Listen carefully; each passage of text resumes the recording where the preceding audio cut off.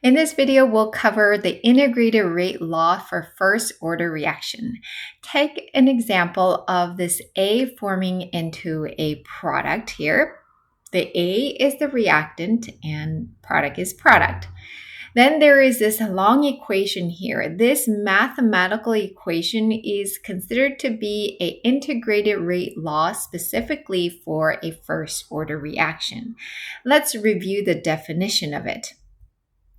The integrated rate law is a mathematical expression to determine the amount of reactant or product after a certain time or certain period a reaction has taken place. Our focus has been 0 first, and then soon it will be a second order reaction. This equation will tell us in general, hey, this is my initial concentration. How long will it take to diminish to this amount of concentration? Let's dig a little deeper into this equation. This A naught represents the initial concentration of the reactant. T represents time, whether it's second, days, hours. Then you have the rate constant, or K. Lastly, that A to the T, A subscript T, is a reaction concentration present at time T. Notice that this particular equation a lot resembles the linear function. Y is mx plus b. That m represents slope, and so the slope is equate to the negative k, or negative of the rate constant. The y-intercept form represents this ln of naught. So ln of the initial concentration of A. Then y represents the ln of t. So there is this correlation between a line graph and also the first order reaction integrated rate law. Here is an example to go further explain what an integrated rate law is for first order reaction. So let's go ahead and write the integrated rate law for hydrogen peroxide decomposing to water and oxygen. Integrated rate law only looks at the reactant. So we can write ln of hydrogen peroxide at certain time t is equal to negative k t, and then we got plus the ln of initial concentration of peroxide, H2O2. So again, this looks a lot like that linear function, right? The negative k is the slope. The peroxide here at initial concentration is the y-intercept. And then we have the ln of peroxide after a certain time has passed. That would be your y. And the x would be the time. Notice I have given you the time and the concentration of the hydrogen peroxide as time passes. At time 0, meaning that it hasn't started the reaction yet, it starts with 1.000. Then it goes on and on and on. And notice the concentration of the reactant decreases. And that makes sense because this is forming into a product. However, plotting this, you will not get a linear line. You will get a different line. And this is because this is a first order reaction, and it's not this that you need to find out, but it is the ln of the peroxide that you'll need to fill out. So I'll do an example. So if I were to get ln of, say, 0.5000, okay, so let's get a calculator. So I get ln of 0.500, and then close the parentheses. That would give me negative 0.693. That's this value. So you're going to go ahead and try this, pause this video and try filling out every one of these, okay? And come back. So hopefully you were able to solve this. So now you definitely have all the data points in order to graph this value. In fact, in the next slide, you will see that that's been done. So over here, you see that the ln of hydrogen peroxide is in the y-axis and the x-axis is the time. And this line shows that there is a straight line because this is a first order reaction. If it was a 0 or a second order reaction, if you were to find the ln of H2O and O2 and you plug them in, it wouldn't give you a straight line. Now, it says for this particular learning check to determine the rate constant for the decomposition of peroxide, use the table and the graph to solve for K. So meaning we're looking for that slope. So we know that in the integrated rate law, ln of hydrogen peroxide at time t is equal to negative kt plus ln of initial concentration of hydrogen peroxide. And we're looking for that K. Okay, we're looking for the slope. If we were to ever try to find a slope, we can approach it in different ways. We can plug in these values in here and try to solve for K, but I also know that this slope m is equal to negative k, and slope is basically change of H2O2 concentration, so the change of y, all over the change of x, which is change of time.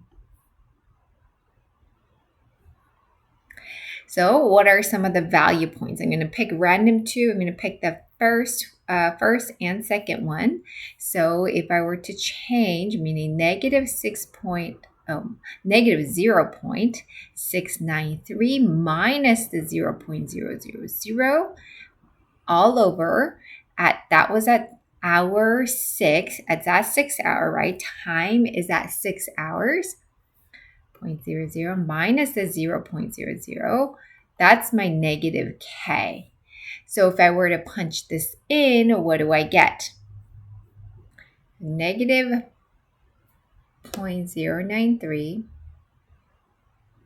693 minus the 0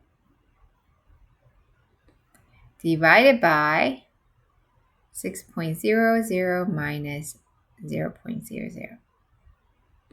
Okay, I would get negative 0.1155 is equal to negative k, and we can change the k into positive, and so 0.11, I would say round it up to 6, okay?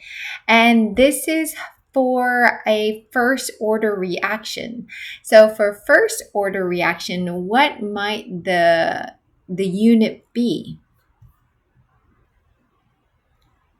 The unit is the time to the first power, meaning it will be 0.116 hour, since we're dealing with hour, to the first power, or you could put the hour 1 over h. That would be a possibility. So let me write that down.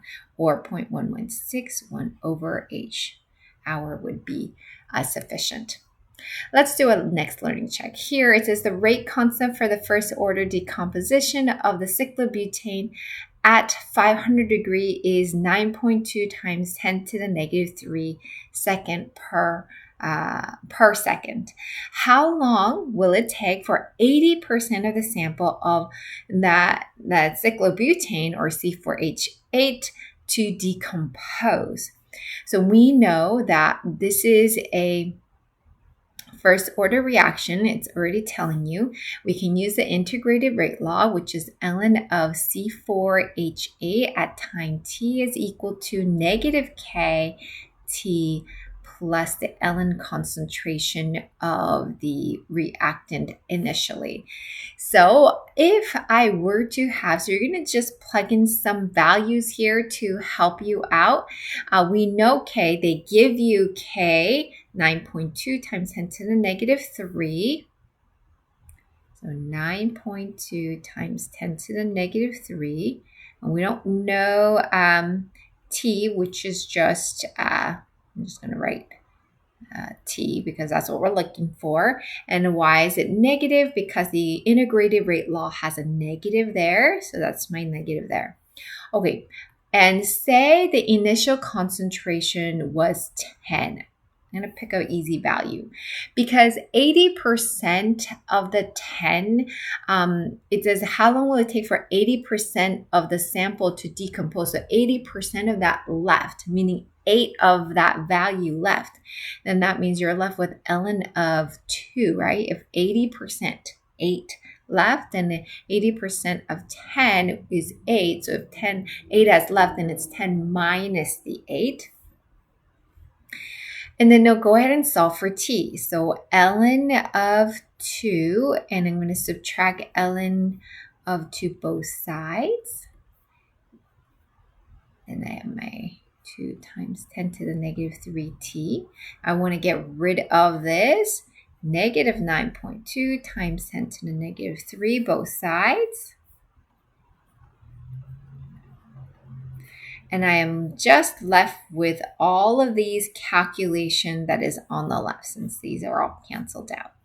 So let's go ahead and calculate those out into our handy calculator. Here, I'm going to go ahead and put ln of 2 minus the ln of 10. And then I'm going to press enter.